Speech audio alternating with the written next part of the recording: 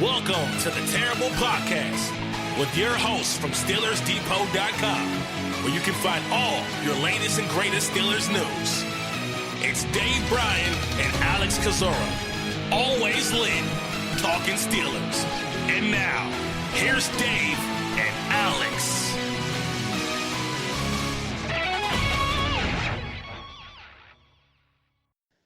Welcome to the Terrible Podcast, Season 10, Episode 73. He's Dave Bryan, Alex Kozora, SteelersDepot.com. Thanks for being with us this Monday, Steelers Nation. And Dave, it's good to be back on the podcast. I know it's been about a week. Yeah, absolutely. We got Tom to sit in last week there. No show on Friday, probably a good thing. You know, probably a little bit of a break there. Obviously, had a lot of the Senior Bowl stuff winding down, and really not a lot happening Steeler-wise, this past week. So a little break there, and now back at it on this Monday. We'll do a Wednesday and a Thursday show, I'm sure. And then at some point here, I'm sure we'll start clicking down to the 2 days a week, but not just yet. Yep, and shout out to Tom Mead. He did an awesome job on the podcast filling in on Wednesday. Got a lot of Steelers stuff to get to, Dave, but we're beyond just Steeler fans. We're sports fans in general, and obviously the biggest story in the sports world, and really just the news world in general, is the sudden tragic death of Kobe Bryant, killed in a helicopter crash along with 8 others yesterday in California. And I'm sure you can share some stories about what Kobe meant to you. For me, he was basically my Michael Jordan. I mean, I was born in 93. I don't really remember Jordan of the Bulls of the 90s, a little bit of the Wizards at the very end of his career, but I never really remembered watching Jordan in person, just know the lore, the highlights that I've gone back and watched. But Kobe was that guy that I watched. I remember watching his final game, 60-point game, the way that he went out, the 81-point game, the free throws after tearing his Achilles. And so this one was just a shock, not only to me, but to the entire sports community. Yeah, absolutely. And had to read it twice when it when it came up first there on Twitter, on TMZ, of course. And it's one of those things, I think, in your life, the older you get, there are certain tragedies or events in life that happen that you'll always remember where you were.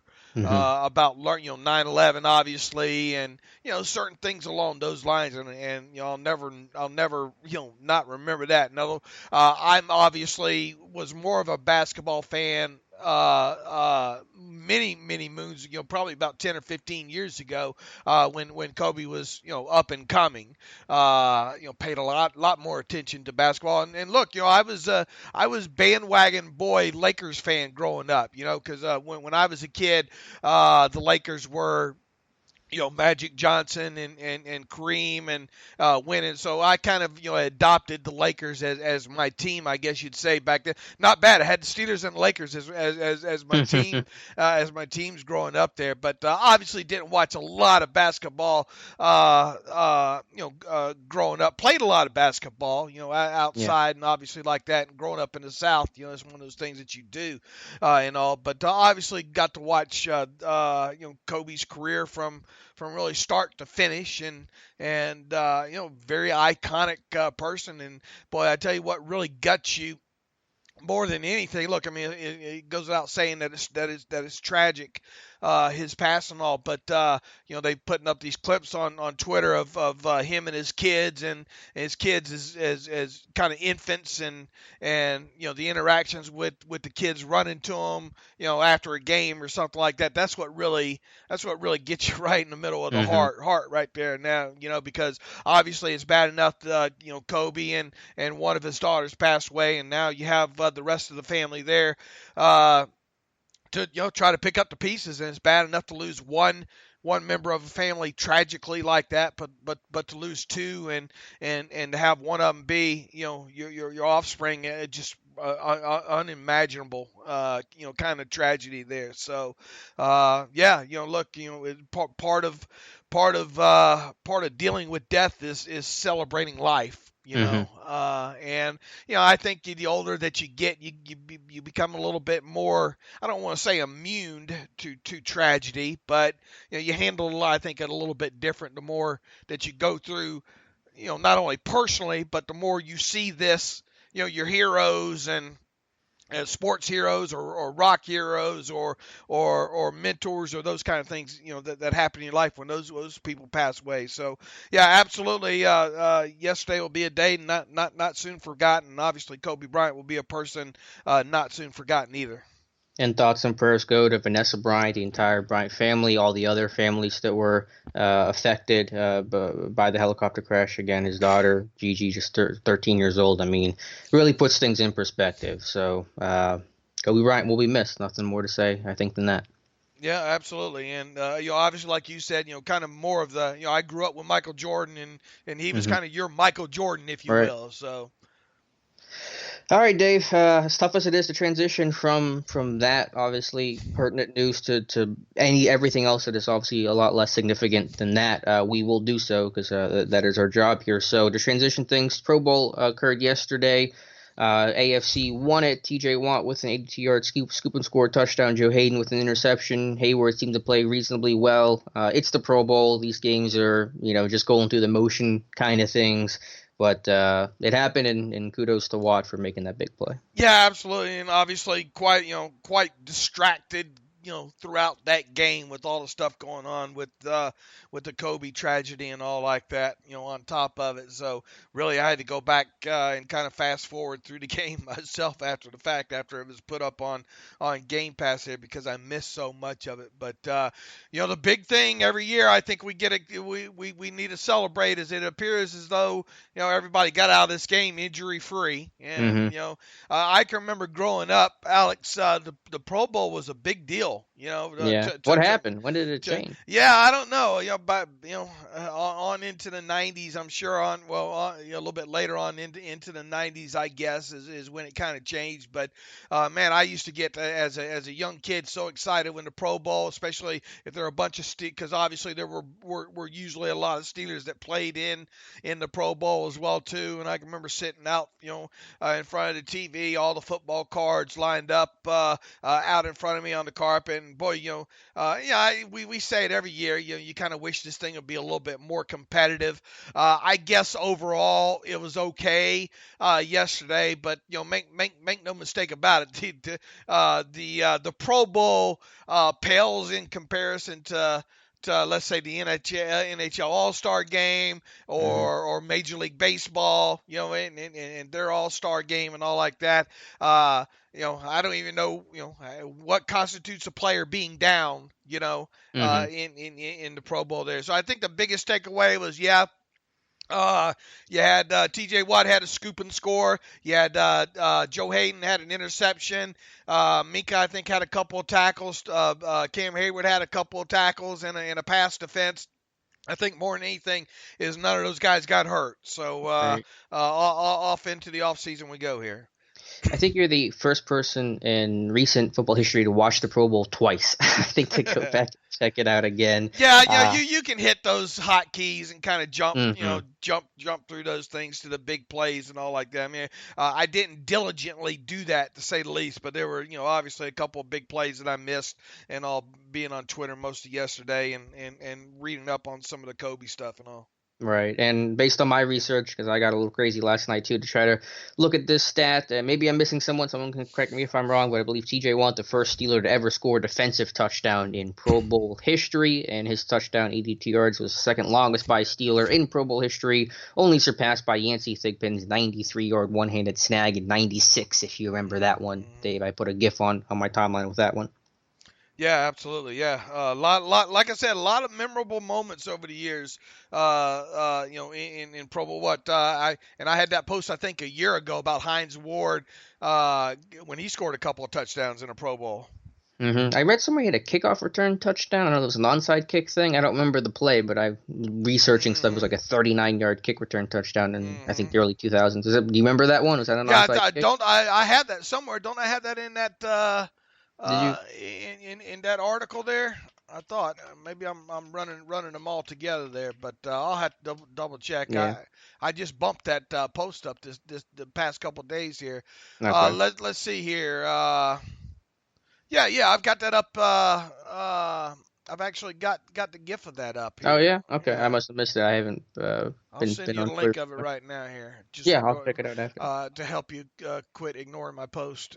When was this posted? I I probably posted a year ago, really, actually, January 27th, 2019. okay. Well, yeah. If I saw it then, I just don't remember now. But yeah, so pretty cool stuff there from Heinz Ward, little way back machine. But anyway, so that's the Pro Bowl, AFC won, and now there's just the Super Bowl left. All right, so some other Steelers news. William Gay, coaching intern this past year for the Steelers, has now taken a job as a defensive backs coach at Missouri State. He'll follow his old college coach, Bobby Petrino, to the, D2 level, I believe. So just a minor note there, but William Gay, I don't know if the intention was for the team to bring him back on staff again in 2020. Again, he was just an intern in 19, helping out with the receivers and just kind of offensive grunt work, so to speak, but he's now taking a job at Missouri State, so good for him. Yeah, good for him. I think nobody was better at studying tape, I don't think, for a period of time than William Gay, Mm-hmm. and tendencies and all like that. I think it's obvious that his path as his NFL career was going to, his post football path was going to be coaching. After his playing days ended, and it seems like he's headed that way. So, look, you got to start somewhere. Obviously, starting lower college level like that is going to be good for him. And I wouldn't be surprised if someday, he's back in the NFL as a defensive backs coach or something.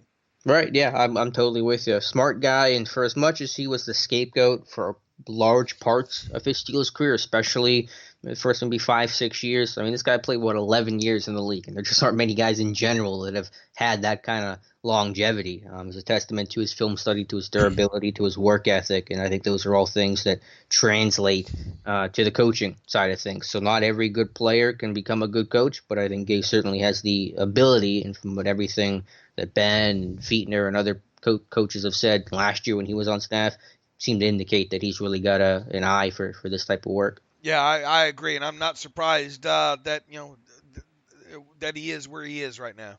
Mm-hmm.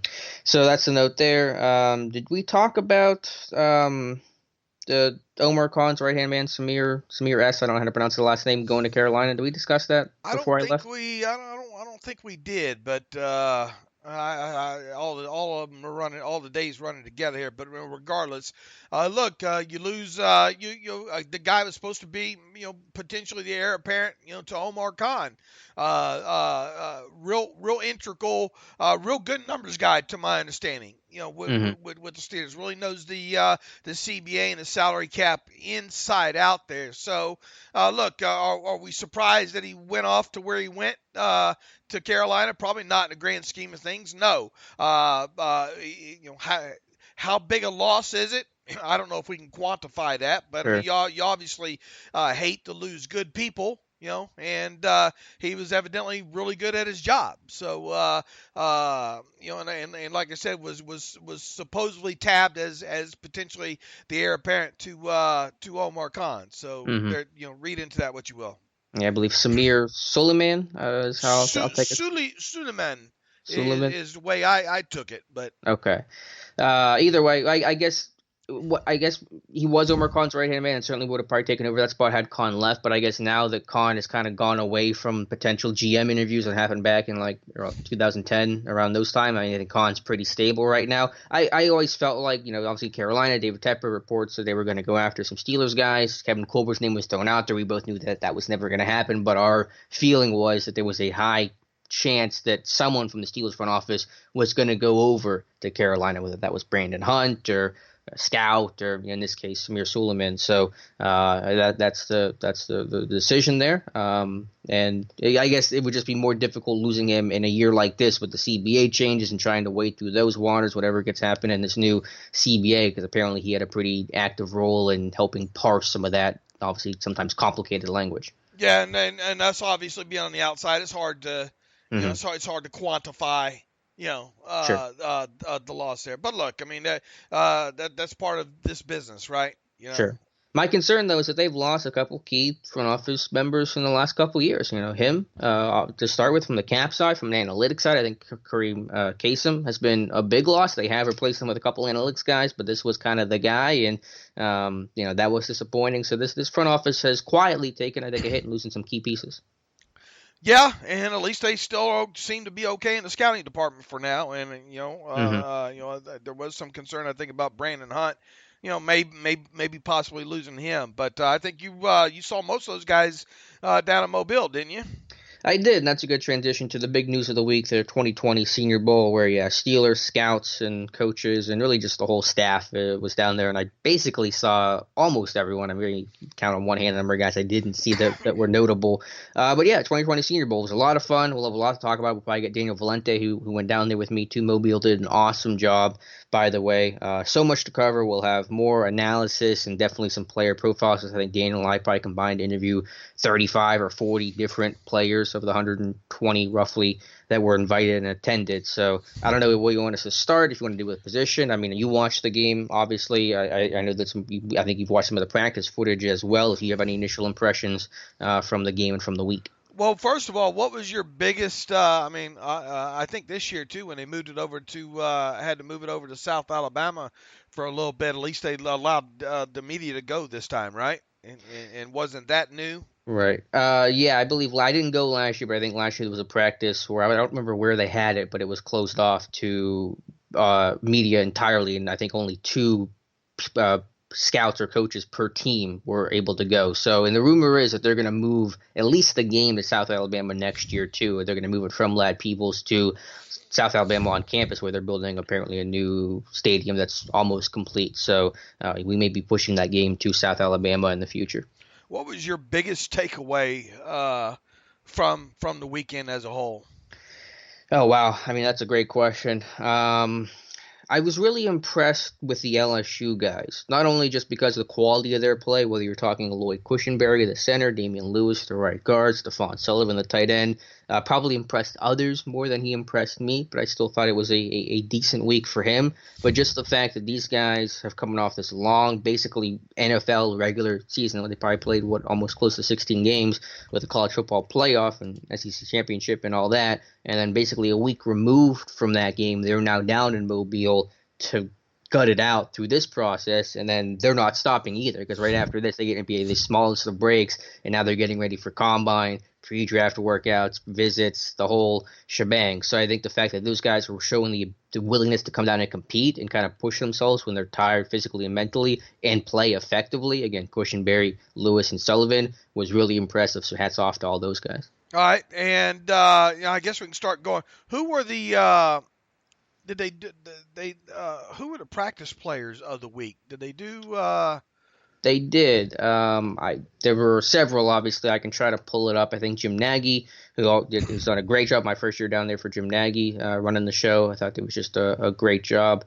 Let me try to find. I thought they had a larger list. I thought they did like offense and defense this time. They did. I thought they had a bigger list than what they normally do. Here are on the awards. Here are the 2020 North Team Offensive Practice Players of the Week. And just reading this from Jim Nagy's timeline: a quarterback, Jordan Love from Utah State; a running back, Joshua Kelly from UCLA; a wide receiver, KJ Hill, Ohio State; tight end, Bryson Hopkins, Purdue; offensive line, Josh Jones, Houston; and for the defensive side for the North, defensive line, Devon Hamilton, Ohio State; linebacker, Francis Bernard, Utah; defensive back, Jalen Elliott, Notre Dame; and special teams, Tyler Bass from Georgia State. Okay, and you got the South? Yeah, we're going to go through the South now. The South offensive players of the week were quarterback Jalen Hurts from Oklahoma, running back LaMichael Pirine from Florida, wide receiver Van Jefferson from Florida, tight end Jared Pinkney from Vanderbilt, and offensive lineman Lloyd Cushenberry from LSU. And for the defensive side, defensive line, Javon Kinlaw from South Carolina, linebacker Keem Davis-Gaither, App State, defensive back Dane Jackson, local kid from Pitt, and special teams long snapper Blake Ferguson, LSU. Those guys are voted by position group they competed against in practice, so that's a player vote, not a coach's vote. Give respect to the guys that impressed during the week. And didn't it used to be a coach's vote? I honestly don't remember, but it looks like it's players. I think it was. But if we learn anything, I think is that we can forget about the Steelers having a shot at Javon Kinlaw. Yeah, best player in Mobile by far. Only practiced 2 days. He bowed out with a knee injury, but I think he showed all he needed to show. Boy, I went, obviously didn't know a lot about him before the start of the Senior Bowl, but as the buzz obviously got picked up around him and all, got to looking at a lot of his tape and all like that. What an impressive defensive lineman, and obviously going to be a guy that you would think goes first round there. Let's an impressive man, I should say. Just a great story. Really? A guy you root for as well. Yeah, he was the one that didn't eat for a while there, until he found out that all of his stuff in the cafeteria was paid for, right? Yeah, he grew up basically with nothing, went to a JUCO, didn't realize the food was free, so he said he didn't eat for the first 2 days because he didn't realize the food was free. So a guy that you certainly root for and wish all the best. All right, let's start on the offensive line there, and as the week progressed, I think we learned a lot about several of these players. The ones that I think that the Steelers might have some interest in.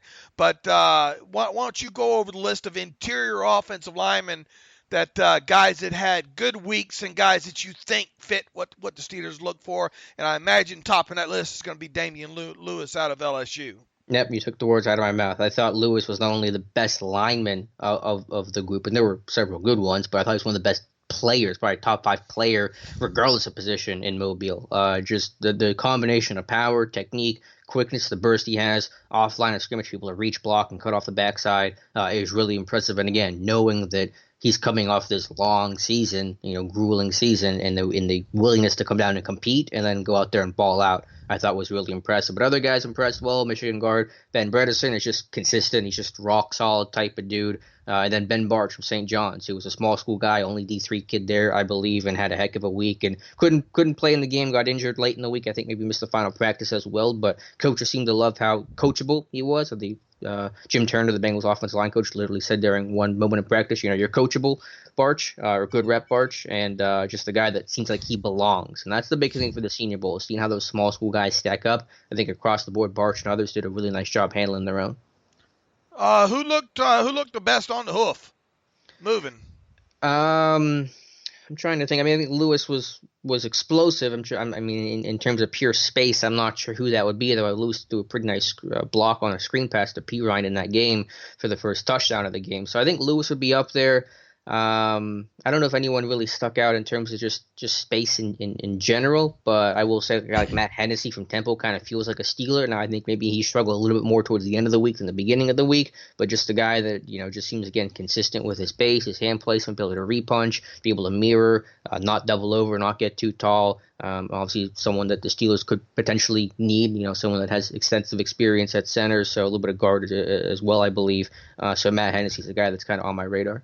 All right. I'm trying to think who else was there that there was buzz about. I know there wasn't buzz about. The Oregon kid that struggled there at tackle that probably deserves to be moved inside. What was his last name? Calvin Throckmorton, the right. call up. Yeah, he's not a left tackle, but I think he's someone the Steelers will be interested in because of that versatility. Now his teammate Shane Lemieux, I think, had to pull out and couldn't play. That's someone to look at, but I think Throckmorton's a guy that's played basically every position, and there's certainly a lot of value in that. Who else? The kid out of Washington, the center that we talked about that I had concerns about. Did those concerns show up?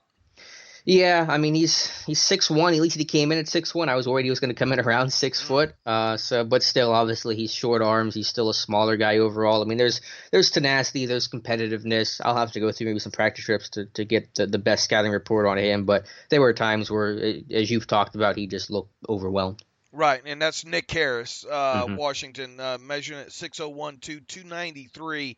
All right, who else? Obviously Josh Jones is probably going to be one of the top tackles in this draft, right?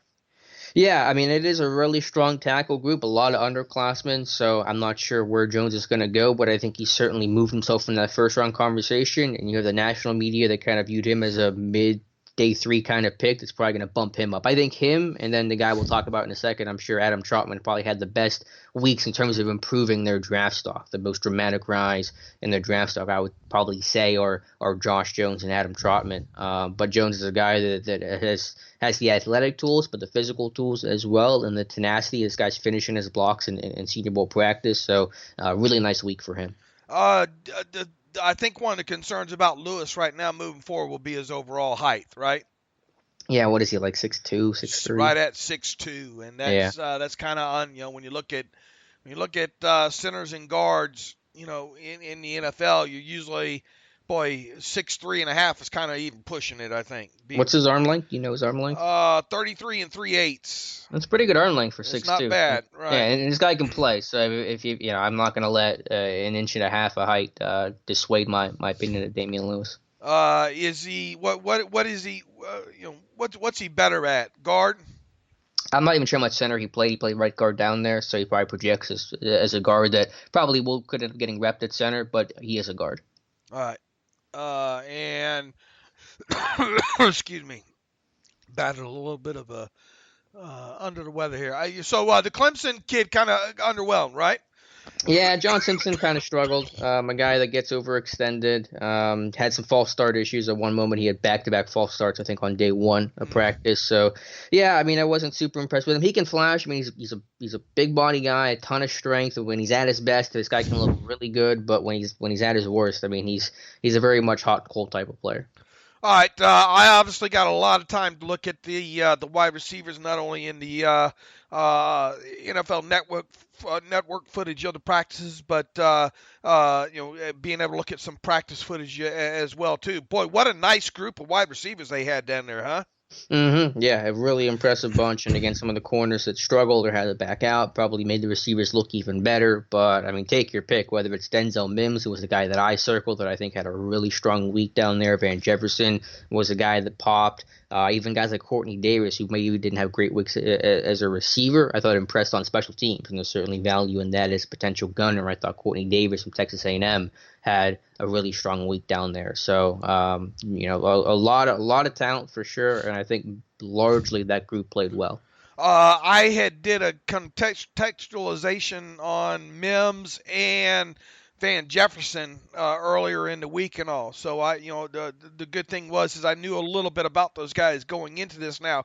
And when you look at some of the practice tape on Mims, he was doing the same thing in practice that we saw him do on tape. So yep. That is good. He's real good down the sideline at adjusting his body, high pointing the ball, catching the ball way above his head, above the rim, if you will, I guess is the buzz term on that. And then just having the ability to contortion and get his feet down there, and relatively good hands overall. I think he had a couple of drops there on some targets that I can contextualize with him. But the good thing about him, I think, is what we saw in Mobile was exactly what he showed on tape. And I guess the other thing that stuck out in my notes here about him is, boy, I don't know what he's going to run. I mean, what's he going to run, 4.48 or something? I mean, he's not the fastest guy. He's certainly more of a long strider, a build-up speed type of player. So he may be in the 4.5s, but that'll be important for him, no doubt. I think that's going to be the biggest question I have about him is that long speed on him. It's the thing that's the hardest to, I think, kind of judge when you're looking at tape sometimes. Now, one of the things, the other notes that I have on him is, boy, he finds a way to get separation while the ball is in the air. All right, whether that's either him using his arms to kind of subtle. I don't want to say push off, but I mean, I guess, but he does a great job while the football is in the air to get separation down the field. And I don't think so much. I think it's more craftiness than it is speed a lot of times. Yeah, he's a technical player, which, usually with those Baylor kids, sometimes in the past, they're not always the most technical players. Now his route running might be a little raw overall, but there's a competitiveness, there's an attitude, and in a positive way for him. And while he's not going to be someone that's going to run the full route tree, he's not going to be a slot receiver, obviously, and stuff like that. I said this before. I think I left. He's a guy that moves well. That's an above the rim player. That can go up there and win jump balls better than most other receivers in this draft class, maybe better than any other receiver in this draft class. And there's a lot of value in that, just in the way that DK Metcalf showed that value this past year. I definitely liked, I knew a lot about Van Jefferson going into this, and I thought he represented himself well in those drills, and obviously throughout the weekend practices from what I saw as well too. And the thing with him, boy, you want to talk about bloodline. His dad, Sean Jefferson, was obviously a player in the NFL and even a wide receivers coach now for like 3 or 4 different teams: the Lions, the Dolphins. I think he's with the Jets now. Over there, so definitely a guy with pedigree that has a good basis to work with. Nice size with him. I think he really projects to be what an X type of receiver there. Fairly strong hands. Not a lot of drops with him. Probably not as not as an above the rim player as say Mims is. But definitely, definitely going to be one of the, I don't know, was he top 15, top 20 wide receivers in this class easily? Yeah, I mean, I say top 15-ish. It is a really strong receiver class. It is. It's hard to sort him this early out. But yeah, he's a guy that's certainly different than Mims. You're right. He's not the above the rim type player, but the ability to stem his routes, create separation at the break point, people to run some of the more underneath stuff. I think he ran the best individual route I saw all week when in this curl that just burned Darnay Holmes, the corner, who played well this week, but just made him look silly. So really getting out of his break points and create space. And my old saying, my favorite receiver is an open one, and Van Jefferson is a guy that certainly can get open. The kid Hill out of Ohio State, really impressive. Kind of reminds you going back just most recently to Terry McAuliffe out of Ohio State last year. A guy that really seems to have that good first move or two off the line to get some separation there. I thought that really stuck out. And you want to talk about being able to get open in short areas. I thought Hill did that. And obviously he has a pedigree, perfectly built, I think, at 6 foot, 192. A little bit shorter arms. It's probably going to be a little bit of a concern on him. But as far as separation off the line, I was impressed with him.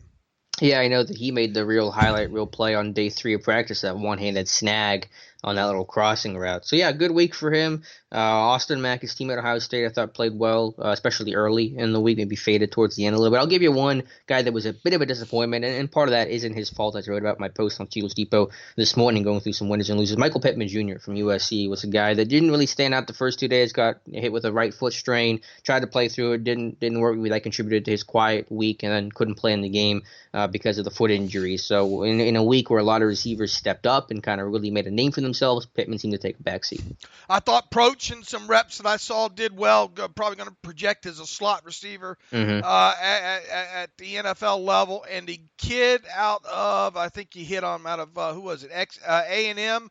But he struggled there a couple times in at least forget if it was the Wednesday session or not, but struggled to get his head around quickly enough, and had a few drops in there. But I think the next day he did a little bit better in the drills. And I think he was the one that you said was impressed on special teams, right? Yep, Courtney Davis. Yeah, hands were a bit of an issue, but speed and burst and quickness are all there, and I think someone that can really come in and help on special teams. And then you mentioned Procha, from SMU. He's a guy that's really on my radar. Has big hands, not a huge guy, but he's got like 9 and 5 inch hands. That's bigger than Colin Johnson, who's 6'6", who's got kind of small hands, who plays for Texas. So James Procha is a guy that I really think, and I've mentioned it before, Dave, this team needs to find middle of the field help. And yes, getting Juju back healthy will be helpful. And Vance maybe coming back maybe will be helpful. But, I mean, I did the numbers, and I'll probably talk about it more when I do my first mock draft here in a couple of days about the volume of plays in the middle of the field and how much of a decrease there was in terms of just production over the middle of the field, relatively speaking, as well, not just in pure number. And it was a big decrease. And they got to find guys who can win middle of the field, and Procha is a guy that I think that can do that. Right. Chase Claypool might be another one, right? Yeah, and he's, some people thought about maybe is he going to be a tight end. I mean, he was decent. I mean, a bit of a body catcher for my taste. Maybe I need to go back and review some of that stuff. I'm going to like the Miles Boykin more than Claypool this year compared to last. But yeah, Claypool had his moments as well. And then Juwan Jennings is just a freaky dude. I mean, I love the energy, intensity, the passion that he plays with, hyped up all the time. But just from an on-field perspective, he's like 6'2", 209 or something, and just the biggest dude ever. I mean, just this huge slot guy that's impossible to tackle. If you get him on some nickel corners that aren't named Mike Hilton, he's going to just run through those tackles. So Juwan Jennings is a guy that I thought had a good week and is just a freaky type of dude. I think Jim Nagy said, like, there's no good comp for who, Juwan Jennings is, just because there aren't too many body types and body styles like his. And I don't think any other of these wide receivers stood out, did they? I mean, Devin Duvernay. Yeah, I mean, maybe I've just missed it. I just haven't caught the hype on Duvernay. Carlin Johnson was kind of quiet. Andy Golden from Liberty, I know, has made some big plays. His releases are strong for a big guy. He had one, critical drop where he had a great release, ran a great 9 route, and couldn't finish it, dropped the ball. But that's maybe a small school sleeper. But I think we basically hit on almost the entire class. All right, tight end. Obviously, the quite a bit of buzz, going into this week on several of these players, and of course Troutman out of Dayton. Probably, I judging by the reports, maybe started a little bit slower than people anticipated. But boy, you look at some of the drills, just what he looks every bit and acts every bit of the part, man. Mm-hmm. I mean, he looks traditional. That old school traditional kind of tight end. I think one of the things that impressed me the most in some of the drills and some of the like the 11 on 11 like goal line stuff there is he uses his body so well to get into defenders and lean on them to help gain with his separation. He can gain separation even on those 7-yard outs without issue there. And boy, you want someone who can run from from the inline position and run that corner route inside the end zone and give you a big target on top of it. Just loop it on over the top to he's that guy. So from what I saw, no qualms really overall about his blocking there. The only question, I guess going into this thing was how was he going to match up against the top talent after coming out of a small school? And I'm guessing that he matched up fine.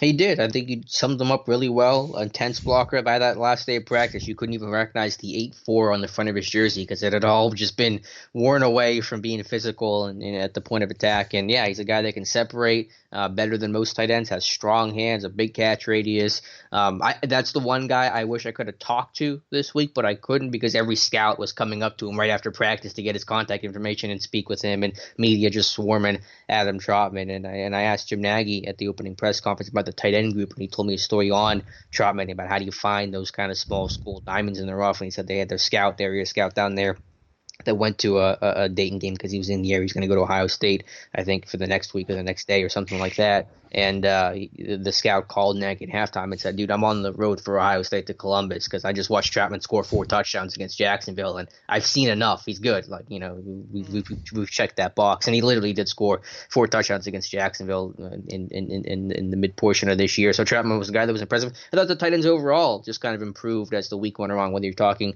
Bryson Hopkins or Jaron Peakney, to some extent probably wasn't the most impressive guy, but was decent. So I think the tight end class was good overall. Harrison Bryant, as a blocker in the game itself, was impressive, and he came in at a good size too. Like, he came in bigger than Bryson Hopkins, which I didn't expect. So Harrison Bryant's a guy that, Mackey Award winner, probably someone that we should be talking about a little bit more.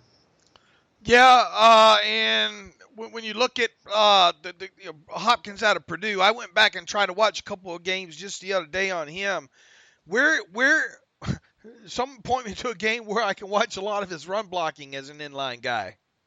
Yeah, I talked to him, and he said obviously that's the one thing he wants to work on. He says the teams know what he can do as a receiver. He's going to work on his blocking. I think he did do it. I mean, maybe not the best, but he has worked as an inline guy before, and he's getting good training. He told me he's training with his dad, Brad Hopkins, who played in the NFL as a offensive tackle for about, I think, 13 years. He's also training with Derek Mason as a receiver, so he's getting NFL training from a blocking standpoint and NFL training from a receiving standpoint. So, well-spoken guy, and I tweeted this out, and I'll share the story again. I asked Hopkins, what do you know about Pittsburgh? And he said they need a tight end, and he's absolutely right. So someone that I really think can envision becoming a Pittsburgh Steeler. It's one thing to say he's done it before, but I mean, there's not. I mean, look, I have every Purdue game from last year. I have not watched every Purdue game from last year, but I watched the game against Penn State, and I think Iowa. Outside of maybe 2 or 3 snaps, that's it. As far as inline run blocking type stuff. I mean, it's just so hard to project. I mean, if you're the Steelers and you're looking for a tight end, that's got to be something that you're looking for, right? Especially with Rudy coming out recently and saying we got to run the ball better. Yeah, I mean, that's the biggest transition all these tight ends have to make. I mean, I think he did do it more. I don't know of a way to quantify it, and obviously he didn't do it a lot. I just don't think most college tight ends do it a whole lot. But now are you saying that because you've seen it, or are you saying it because of No, I've seen it. Yeah, I remember on his tape. I mean, he did. I have to go back through my notes, but I've seen more than 2 or 3 snaps of him being an inline run blocker. All right, and I wasn't overly impressed with what I have seen with him doing it. Mm-hmm. Yeah, again, in terms of a competency, it's not great, but he has done it. He can get in a 3-point stance. I don't think it's foreign to him. I think there is some level of comfort to it, and I think he's working with the right people to improve upon that. Harrison Bryant out of Florida Atlantic. What were your overall thoughts on him? Pretty quiet as a receiver, but as a blocker, I thought he did pop in the game. Pulled it a couple times on some of these, I think gap plays where he's pulling through the A gap and did well. So, kind of a quiet week as a receiver, but as a blocker, and again, for me, the big thing was he came in as a good size. I forget exactly what he weighed in at, but I think he came in at like 6'4", 6'5", 242 or something like that. Had a little bit extra weight, and again, so he came in bigger. Hopkins came in at 6'3" and 6'8". I mean, it's a little bit smaller than what I thought. So. Bryant's a guy that I thought maybe was going to have some size concerns, but I'm not too worried about those things now. All right, Sean McGeehan out of Michigan. Yeah, kind of what I just expected. Good blocker, good hands, not much of an athlete. Same with Charlie T from Portland State, who's got good hands, a decent release, but a pretty marginal athlete. But McCune's a guy that can block, and you're out of the box. Like, he's going to be a good blocker, and there's no real question or concern about that. So that separates him from the rest of the class. And I think they used a kid out of Cincinnati a little bit as a fullback too, didn't they? Yeah, Josiah DeGuerro, I talked to him. Real good guy. Talked about how there was a Steelers bar on campus he never ventured to because he didn't want to catch any flack for it. But, good dude. Yeah, came in small, 6'2.5", I think, uses a fullback. Says he hadn't played fullback before, but he was obviously willing to. Pretty quiet week for him, but, his tape was not bad. I mean, I liked his tape. All right, top tight end there was Troutman then, right? Yes. And Mel Kiper released his positional rankings this past week, and I wrote about it. He had Troutman 8th overall. Is that before Senior Bowl or like during it or after? Right at it, I think. Yeah. I'm guessing that's going to go up on his next ranking. All right. Obviously the Cole Kmet, who I finally got around to watching a little bit of out of Notre Dame, I think was his number 1 guy there. The only thing I got to look at, I was impressed with Kmet. I just got to look a little bit deeper. And like all these guys, all these tight ends, got to look deeper into their blocking and all. Yeah, absolutely. But, I mean, look, is Troutman a first-round guy? I don't think so, but I think he's a second-round guy. Yeah, I mean, now you're thinking, will he even get to 49? Would he even be in the conversation for Pittsburgh, even putting aside the small school stuff and the history there? Will he even just get there? And I think that's very much in question right now. Right. I think he's right along. In that top 50 type player there. So, and boy, it would be kind of, obviously going back to 2004 with non-power 5 for Steelers. They really would have to love him. Yeah, but the good news is he played well this week, and that's really important to see him be on this type of, just in the way Javon Hargrave, it was important to see him on that stage. Same thing for Troutman. All right, running back, so tough to gauge, man. Especially in these kind of settings there. But overall, the UCLA kid looks like the real deal. Josh Kelly's the number one guy where I'm sitting there thinking about my biggest, guy I'm thinking about from what I watched before the Senior Bowl to after it. I like this tape. I wasn't crazy about it. I wrote up the report saying, yeah, it's kind of Benny Snell-ish. I can kind of see the comparisons. But this is a guy that showed probably more explosiveness, change of direction, and lateral mobility than what I even anticipated. And he's got good vision for the most part as well. He's a guy that can pass protect, has good hands, wasn't used as a big receiver that often in UCLA, but I do like his hands in general. He's got good size and a really good guy to talk to. I got an interview with him. I'll have a profile on him sometime later this week or next, and I think he's a guy that probably did as well off the field in the interview room as he did on the field, and he talked to the Steelers, by the way, as well. All right, Michael P. Ryan's another guy that had a good, decent week as far as I can tell there. Thoughts on him? Yeah, local kid, Mobile kid, coming home or really staying at home. He went to Florida. I mean, he wasn't too far from Mobile, but doesn't stand out in any one category. But he's just kind of a well-rounded, blended type of dude with power and patience, a little bit of juice, can block and catch a little bit, had the screen pass for a touchdown. So a guy that just does everything well. And Jim Nagy talked about P. Ryan and kind of compared him to Raheem Mostert. Now he's not going to run. He's not the athlete that Mostert is, but just saying that a guy that's probably going to have a better NFL career than he did college career. Mostert at Purdue was kind of a backup bit piece. P. Ryan kind of the same thing. Gotten a lot of timeshares with Jordan Scarlett last year and guys like that. But someone that is really well-rounded and I think is ready day one to come in and help an NFL team. All right, let's switch over to the defensive side of football there. We already know not to talk about the kid out of South Carolina. Mm-hmm. Yep, he long gone. Going to be long gone. But who else kind of fits that, maybe defensive tackle mold?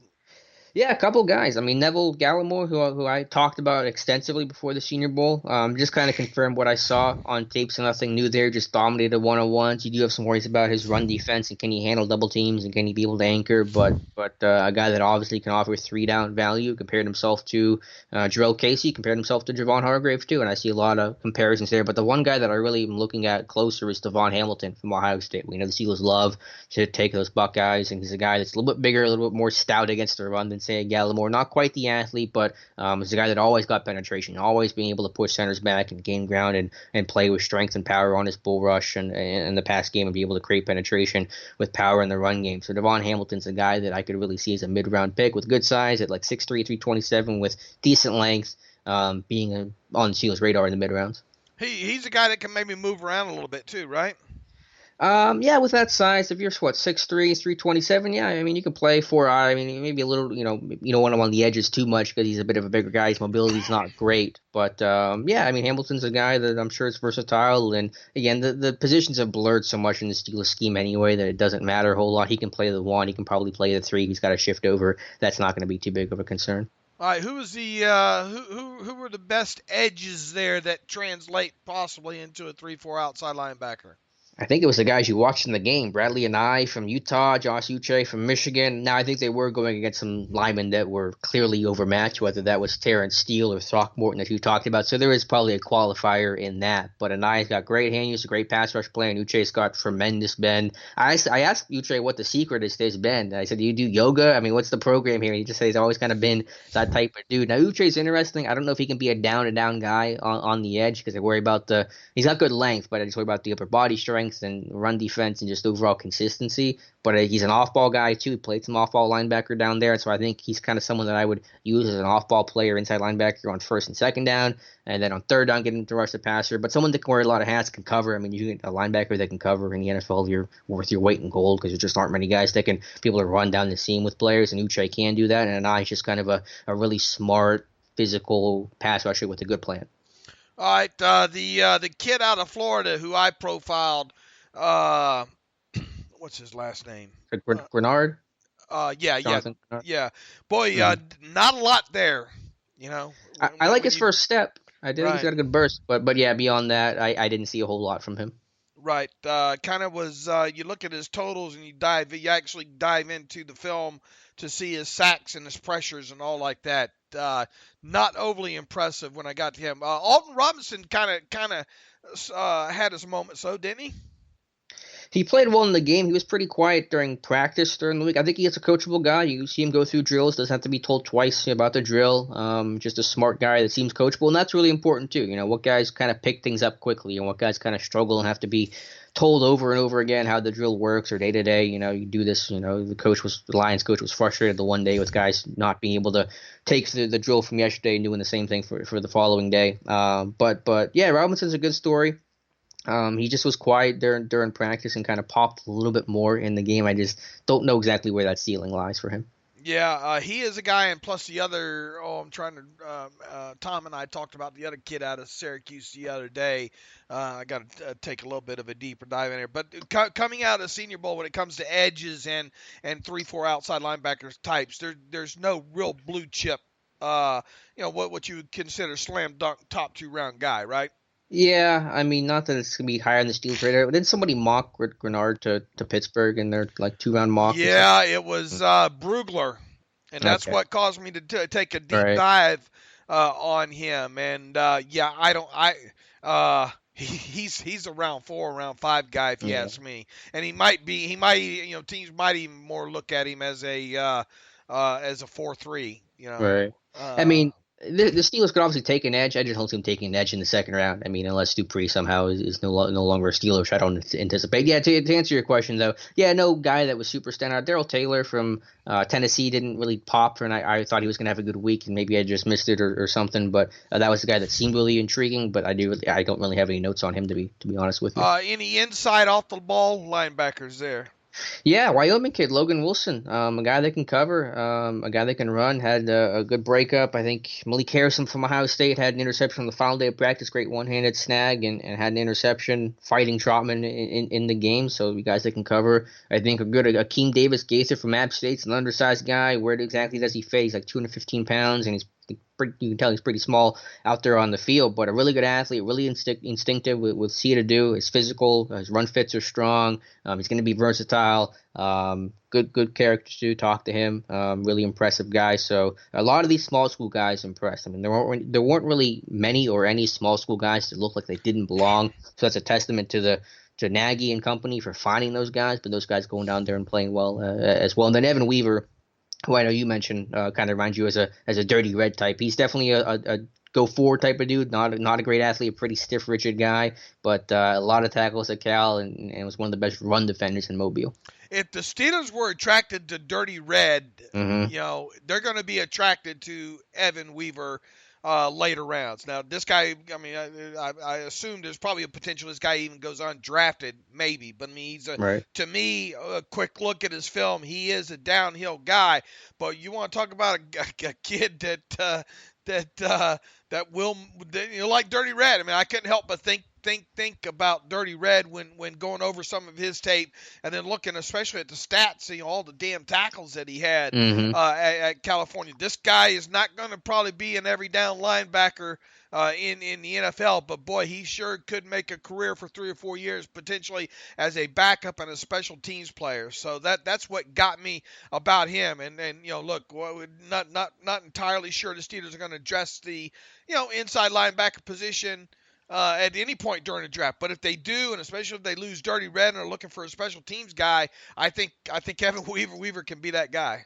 Yeah, I think it was almost a 1-to-1 comparison between the two. And if he's to me like a 7th-round pick, a borderline draftable guy, just because that ceiling's going to be capped. But if you're 7th round, you're just looking for guys who can make your roster better, come in, compete, help out on special teams should an injury happen or whatever the case is. I think Weaver can definitely do that. Maybe he gets moved to fullback too. I kind of threw that out there that he played running back in high school and could move to fullback. But that's a guy that I think could really carve out a niche as a special teamer. Was Logan Wilson the most athletic one of the bunch? He's up there. I'd have to go back and look at the list, but yeah, a guy that just moves really well, a really fluid dude. I think he graded well if you care about PFF practice grades, which you probably shouldn't, but I think he did test well from their metrics. So yeah, really easy mover. And again, if you can cover in the NFL, if you're a linebacker, I mean, you are worth a lot. If you're a 2-down guy, your value goes down significantly. Malik Harrison just really didn't flash or anything? Well, no, he had the two interceptions. He had the one in the game, which was that, I think, tip pass that he kind of fought Trotman to come down with. Had a great one-handed tipped interception in the final day of practice. So yeah, sometimes his athleticism, he's got to make sure his technique is strong. If he tries to lunge and try to get too physical with some of these guys in space, he can obviously be an issue. When he plays with good technique and as a zone dropper, Harrison looks strong. All right, cornerback, the kid out of Notre Dame was running a lot of routes for wide receivers, and of course, a few of them wide receivers were helping him out a little bit too, I think. Mm-hmm. Well, first of all, I just felt like the entire secondary was just nothing but Notre Dame and Michigan guys. I mean, Troy Pride Jr., the guy you're mentioning, had a good week. Darnay Holmes, I thought, was really impressive. I thought he had one of the most impressive plays in practice during the week. I think it was on the first day. There was a 7 route. He's an underneath hook defender. He sinks on the 7 route and goes there and rallies and breaks up the pass. He's a guy that can get beat, not the biggest guy, but someone that really rallies hard at the catch point, is physical and really technically sound. So I think he can really fit as a slot corner. He played mostly in the slot down at Mobile. You have Troy Pride Jr., Dane Jackson, and Pitt had a really strong first day. I think on the first day he had 3 breakups in the 1v1 drill, which is obviously an offensive tailored drill, so that's really impressive to see. Tomlin gave him some love too for that. And then at safety, Jalen Elliott from Notre Dame. I think this guy's going to really be on the Steelers' radar. As backup safety help, as depth, as dime potential package type guys. I think he had a nice week playing the post. Who is the small school safety? Duggar. Yeah, he had he was an impressive little kid. Yeah, I didn't get to focus in on him as much as I did other guys, but from everybody I talked to, Kyle Duggar did well. So yeah, again, all these small school guys really seemed to step up, and I was really happy to see that for Duggar and the whole lot of them. Where is Lenore Reen at?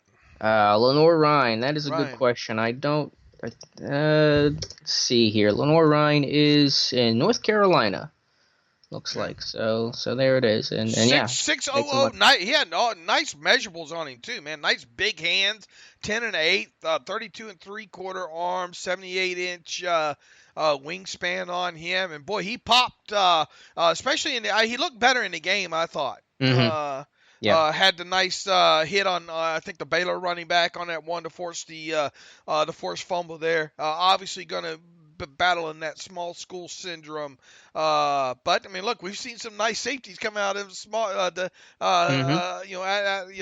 Tennessee safety comes to mind. Right. Fired, yeah. We just talked about him a couple podcasts. Just talked about him recently. Came out of small school and all. So I think you gotta take long, hard looks at these guys, and he damn sure looks the part and looks more of a box safety than maybe a post safety. Mm-hmm. Yeah, I will say the other safeties were pretty quiet. Some of the guys bowed out because of injuries. Ashton Davis was there but could not practice. I forget what the injury is with him, but I think he has to undergo minor surgery. I believe then Brandon Jones from Texas did not attend, had to pull out entirely because I think an injury as well. I was really looking forward to talk to and watch Brandon Jones, but he did not attend Mobile. All right, anybody else you want to talk about from?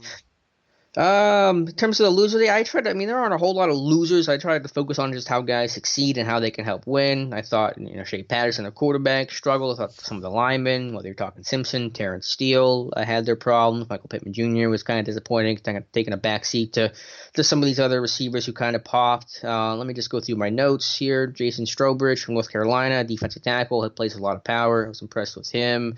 That's about it. I thought the quarterbacks, I know we're not talking quarterbacks too much, but Herbert and Love thought they played well and did nothing to kind of hurt their draft stock. Yeah, I think I think Jalen Hurd owed that Oregon tackle some money or something.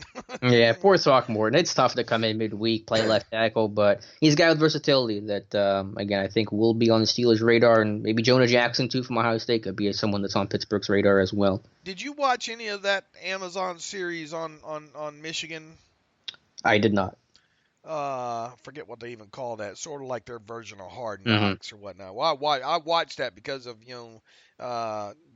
Devin Bush being involved in it and all like that. And I didn't get a good feel about Patterson top to bottom. Yeah. I think he's more of an undrafted guy. That's the way it's looking. Do you have a preference in terms of Herbert and Love? I know you probably haven't watched those guys. No, I haven't watched them closely enough. Yeah. I mean, I'm obviously not focusing on quarterback this time around. I thought. I haven't watched enough of them to draw hard conclusions on. Yeah, I haven't either. I thought, just based on this week alone, I thought Love was more impressive than Herbert. I thought both played well. I thought Herbert did especially well in the game, but I thought Love's just velocity, ability to throw into tight windows, willingness to throw into tight windows is impressive. But we'll see. Obviously, behind Burrow and Tua, those guys are going to compete to be the next quarterback off the board. Yeah. All right. Looking at Senior Bowl as a whole, coming out of it, who are some guys that you think slam dunk top 2 round guys? Oh, wow. Obviously, the South Carolina defensive tackle. All right, Kinlaw, the quarterbacks, Herbert and Love. I mean, those are the guys. Other guys that are slam dunk top 2 rounds. I mean, I think it's hard to see Trotman get out of that. The top 64. Josh Jones will probably go in the top. I think there were 6 tackles taken in the top 38 last year. It's against a really strong tackle class this year. A lot of underclassmen. They're going to go in the top 20. But I think Josh Jones will kind of be in that late first round slot. Beyond that, I'm not too sure about who else. Mims more of a third, fourth round guy, isn't he? I mean, I view him as a solid day 2 guy. I don't know if it's going to be round 2, so it's hard for me to say slam dunk. But I thought most people coming into the week had Mims as like a day 3 guy, and I think most people are seeing it my way, where he could really work his way into a solid day 2 conversation. I don't know if that's going to be round 2 just because of the depth of the receiver class. You look at these underclassmen wide receivers, man. Right, ton of them. Good, a lot of good ones, and then there's like 99 underclassmen. I think 90 of them are receivers. Like, it's insane the number of underclassmen declared. Needless to say, it's a good year if you need a wide receiver. I think probably not some. What are your feelings about the tight end class right now coming out of the Senior Bowl, or at least the senior end of it? I mean, I'm feeling better. I mean, I like Hopkins. I really think he'd be on Steelers' radar. Power 5, bloodlines, production, that whole thing. Trotman was impressive. I still think Pinckney is not a bad player. I just think the ceiling is a little limited. I mean, I think it's not an all-time class, I'm sure, but I think it's a decent class with a lot of guys that do have considerable upside and guys that have some size, and I think at least willingness to block, even if they didn't do it a whole lot in college. Who are you looking forward to diving deeper into coming out of Senior Bowl? Oh, wow. It's probably a lot of guys here. Damian Lewis, maybe some of the offensive linemen. I want to go back and look at Josh Kelly some more, because that's a guy I'm really kind of rethinking above a lot of the others. Jalen Elliott, the free safety from Notre Dame, Darnay Holmes from UCLA are all guys I want to look at. I don't know. We'll end up going through so many of these guys here that I'll probably watch a lot of these guys I didn't get to the first time around. Do you really think there's a chance the Steelers address the running back position again, first 4 rounds? I mean, I don't want to discount anything. I know the running back class is going to be super strong. It's just they only have 6 picks, and I'm working on my mock draft right now, and it's like, man, you put a running back in for an offensive lineman or a safety depth or a tight end, and it's like, how do you address those positions? So the value is going to have to be overwhelmingly good, I think, to pull the trigger on a running back, unless you're talking like a late day 3 dart throw. Yeah, I'm having trouble. I'm having trouble, seeing it happen. Yeah. I know a lot of people saying, "Oh, they got to take if one of the top running backs are there in the first couple, when they pick at 49 in the second round, they got to go that way." I'm not convinced that's going to be the way. I'm not convinced that pick's going to be a tight end either right now. Mm-hmm. Yeah, I mean, although I do think they got to address that position. I don't think there's anybody that's going to be able to fit, without overdrafting them. Mm-hmm. Yeah, I mean, people ask me all the time, what position are they going to take? What player are they going to take? I mean, it's where value intersects need the best. And so, I think I look at tight end, interior offensive line, safety, and interior defensive line. You just try to find what's the most talented player from there. But I do think there are some tight ends that could be in the mix, or even underclassmen. Thad Moss, obviously, this guy we're going to talk about a lot throughout this pre-draft process. So I don't want to say that someone won't fit, but I don't know what the position is going to be at 49. Yeah, I mean, we still got a long time to kind of address that. All right. Any closing thoughts on the Senior Bowl? Yeah, I wanted to talk briefly about just some Steelers stuff in general, just trying to see what all I can learn about the team in general right now. The Steelers will, quote, probably hire a receivers coach, obviously post Senior Bowl. I don't know where that's going to leave Ray Sherman or Blaine Stewart, but that seems to be where things are going. The team is more likely than not to hire a true receivers coach the way that they have with the quarterback position. And I just want to talk about the kind of the assistants in general. I know we talked about Blaine Stewart and Denzel Martin being coaches in the Shrine Game, and what does that mean for them potentially taking roles for Pittsburgh? Probably not a whole lot in terms of their roles now, but in terms of them going elsewhere, potentially making connections, getting a job, opening doors for other organizations, whether that's NFL or college. I think a guy like Blaine Stewart has a great opportunity even the next year or two to go take a job somewhere else. I was told that he's looked at offers, he's tried to explore opportunities, just didn't work out this year, but potentially next year something else could open back up. So I think a couple of rising stars in the organization coaching wise are guys like Blaine Stewart and Denzel Martin, who's just a really impressive guy, impressed Mike Tomlin a whole lot, brought him on board and kind of moved up the ranks. So just some minor notes on some of the assistant coaches. Yeah, both those guys obviously getting a chance at the Shrine Game, and that's not to be taken lightly. Absolutely. All right. It sounds like you guys had a good time. You introduced Daniel to Waffle House.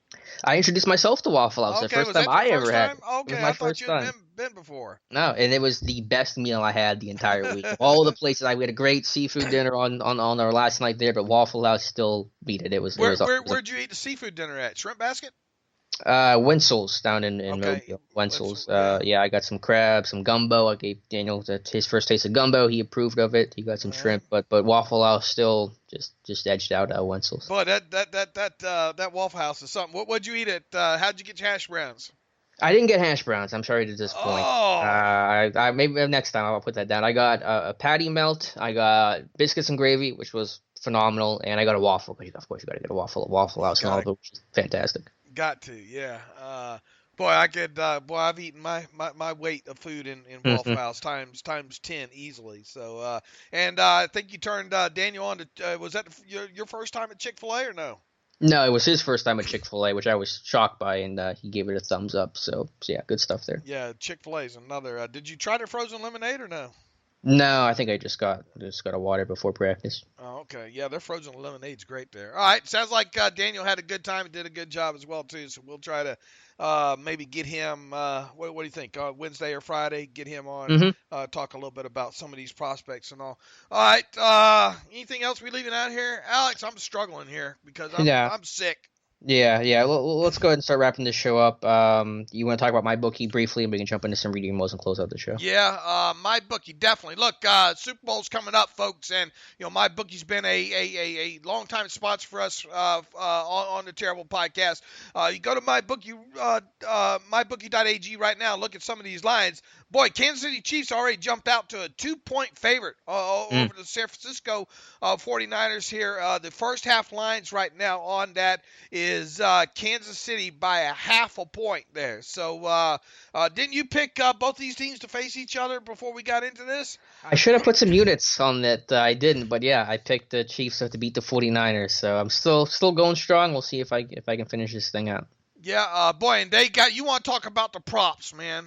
They have got squares contest. They have every prop imaginable at mybookie.ag. Now, obviously, when we get into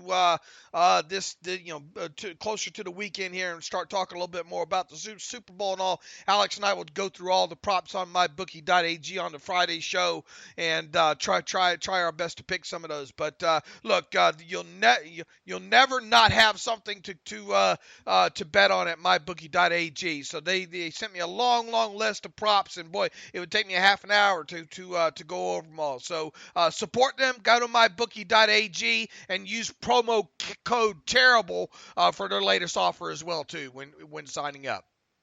All right, Dave, let's get to some reading emails. Let's just do 2 or 3. We got a whole Wednesday, Friday show to do some more reading emails, and we'll get out of here. All right, Bryce writes in some thoughts and questions here. Hey, guys, love the player breakdowns and your ongoing work on the site. Thank you, Bryce.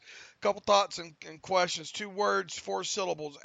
Adam Troutman, everything I said when I emailed you guys a couple weeks ago about my fellow Dayton Flyer on display at the Senior Bowl. If his 40 and cone drill check out, and if I'm the Steelers, I'm thinking he's the guy for our 3rd round pick. If by any chance that 40 and cone drill have some question marks, then he's the first pick on the 3rd day for Pittsburgh if he's still around. Your thoughts? Look, I think now it's all about kind of slotting these guys. I don't think – I'll tell you this. From Bryce, what I've seen on him, and Alex obviously got a closer look at Troutman this past week. I I don't think he's the 8th best. I think he's a lot higher than the 8th Mm-hmm. best tight end in this class. It's hard to think that he's not top 2 or 3 right now. Yeah. From all that I've seen, especially if you're looking. I mean, if you're quantifying it as an all-around tight end. Right. It's hard to see him lasting to that third round comp pick, which is going to be between 100 and 105, whatever the number is. So you almost want him to run poorly just to lower his draft stock a little bit. But I think if you want to get him, you're going to have to probably pull the trigger at 49 and hope he even gets to that point. Yeah. What is he going to run? He's not going to run spectacularly because he's just a bigger frame kind of dude, probably a little bit more again of a build-up type. I mean, he's not Evan Ingram, so I don't know exactly what he's going to run. I don't 4.7 flat maybe. I mean, I'm just kind of spitballing it right now. But he's going to run fine. He's not going to blow anyone away with like pure athleticism, but just a complete package. When you watch him on tape, I mean, that's where he really shines. Right. Going to be. Look, I'm still trying to go through this list of tight ends and try to get a firmer grip on how to rank some of these guys. But I definitely don't view him as number 8 on the list. That's for sure. Agreed.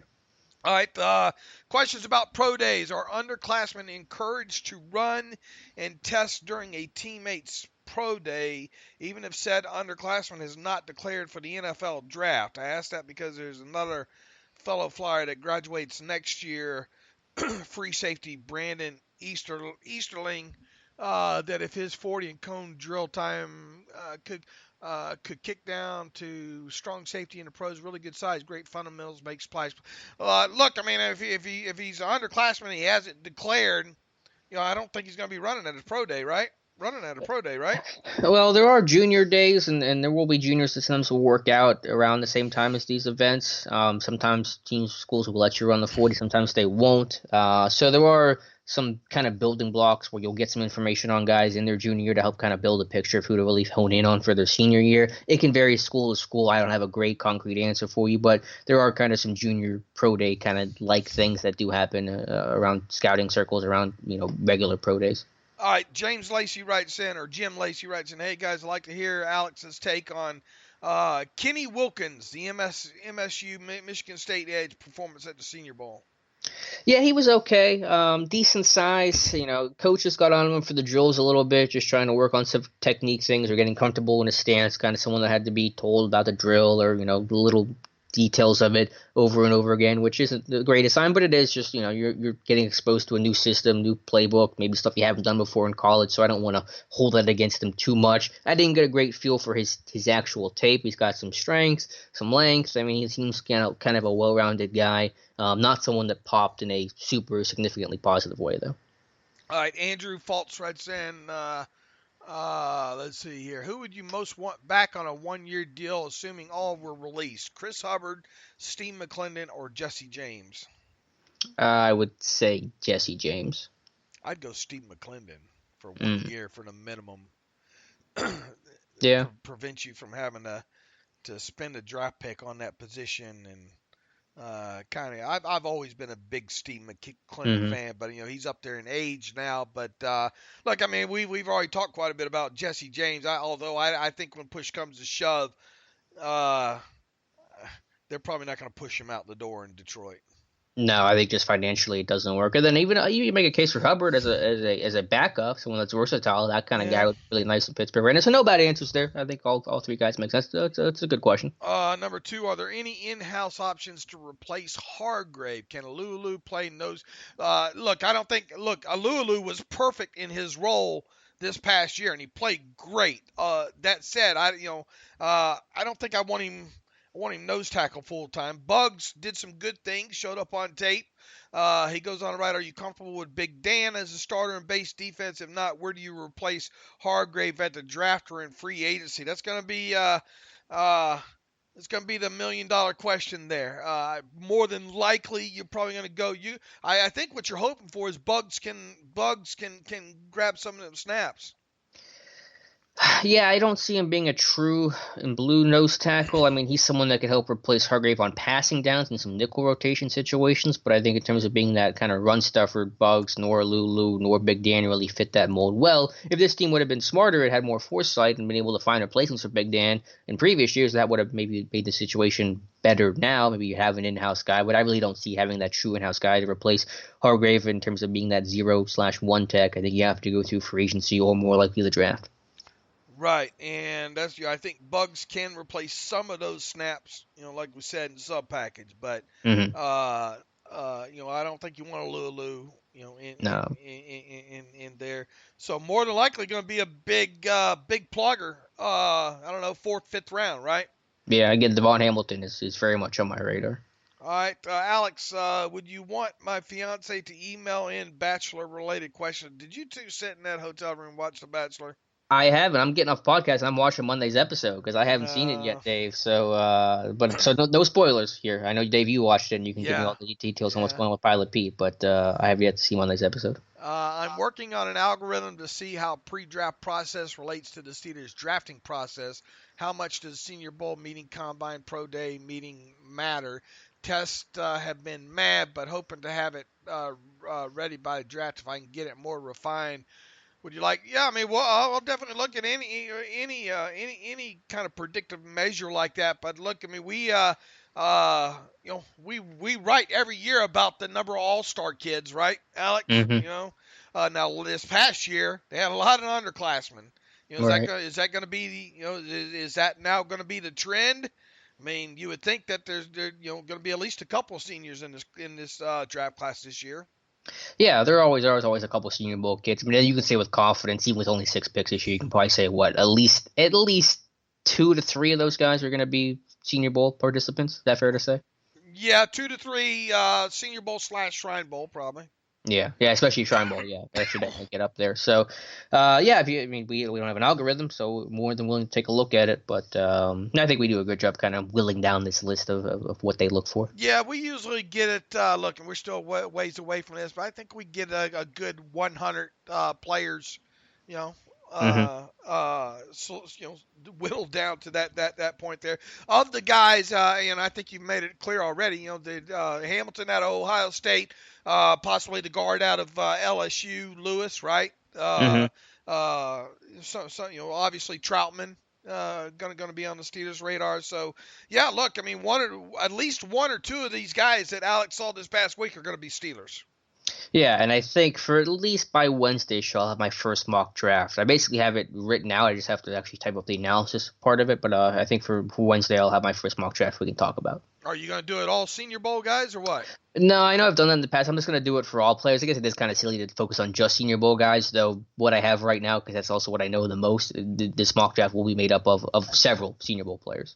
All right, tell them about the big board we got on the site. Yeah, Scott Pavell with his I think it's his first full version of the big board. It is pretty extensive. It's awesome. You can check out that. That kind of really helps kind of rank where this team might be looking at in terms of rounds and of course positional need. And so Scott does a great job to kind of really labor of love to go through this whole thing, to give reports and kind of blurbs on every single player that's kind of really on this team's radar and guys who might be going too high for this team to really consider. But check that out. I know that gets a really good response the first time. I'm sure it's got a good response this time around, and thanks Scott as well for his work and his time. All right, you and I get back after it again on Wednesday. Hopefully, I feel better. Daniel, we'll try to get Daniel on the show as well to talk about his time and his thoughts on some of these prospects that he saw in Mobile as well. Too, boy, my voice is about to leave me here, but. In the meantime, you can follow me on Twitter at Steelers Depot. You can follow Alex on Twitter at Alex_Kozora. Follow the show at Terrible Podcast. Email the show, theterriblepodcast@gmail.com. If you like what we do and you want to donate to the cause, go to SteelersDepot.com, hit the donate button, upright navigational bar. Also, if you'd like a ad-free version of SteelersDepot.com, hit the ad-free button on SteelersDepot.com, upright navigational bar. And for $25, you can have an ad-free version of Steelers Depot for 1 calendar year. That's been very, very popular for a lot of our readers on the site as well too. Alex, good to have you back. I'm glad you enjoyed your time at Mobile, and as usual, you did a bang-up job, and I appreciate that, and I know the readers and listeners do as well. So until Wednesday, as always, thanks for listening to the Terrible Podcast with Dave and Alex.